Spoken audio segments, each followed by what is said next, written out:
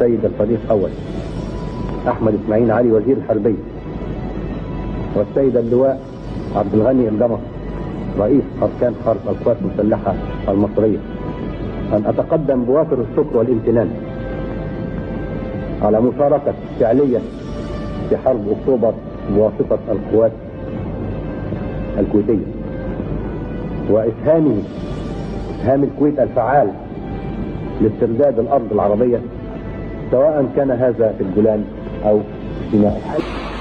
بيسعدني أعظم سعادة حقيقة أنه أبدأ حديثي أولا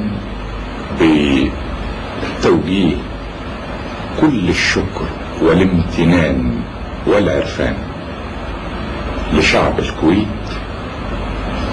ولأخي صباح السالم أمير الكويت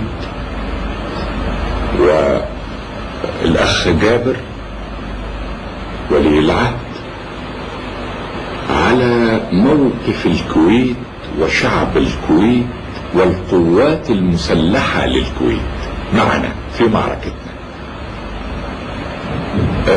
هذا الشكر وهذا العرفان واجب. وعمل معي القادة العرب الذين وقفوا معنا في حرب اكتوبر المجيدة. حدث هذا من الله يرحمه امير الكويت، اتصل بي والله لن انسى ابدا، وهو يهنئ بالمعركة وكان يستفسر ايضا كل ليل. حرص حضرة صاحب السمو امير البلاد المعظم خلال زيارته الميمونة على تفقد ابطال القوات المسلحة العربية الذين عبروا القناة واستولوا على خط فارليف خلال معارك اكتوبر المجيدة، فكان له لقاء معهم على قناة السويس.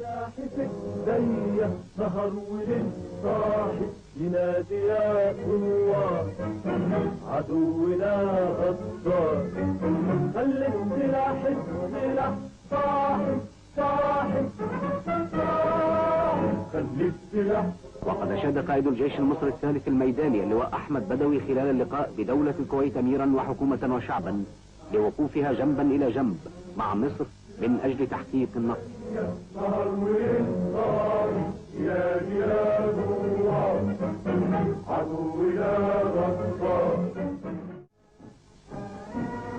وتجلت هذه الحقيقة في أروع صورها في المشاعر الصادقة التي عبر عنها الشعب العربي في مصر نحو صاحب السمو الأمير المعظم وأخيه سيادة الرئيس محمد أنور السادات، والدور الطليعي الذي يقومان به في دعم التضامن العربي من أجل المصلحة الوطنية والقومية الشاملة على مستوى الأمة العربية من المحيط إلى الخليج. وقد خرجت جماهير غفيرة من مواطني الإسكندرية لاستقبال صاحب السمو الأمير المفدى، وهي تهتف بحياة التضامن العربي، كما أقيمت عشرات من أقواس النصر ورفعت مئات من لافتات الترحيب بزيارة سموه حفظه الله.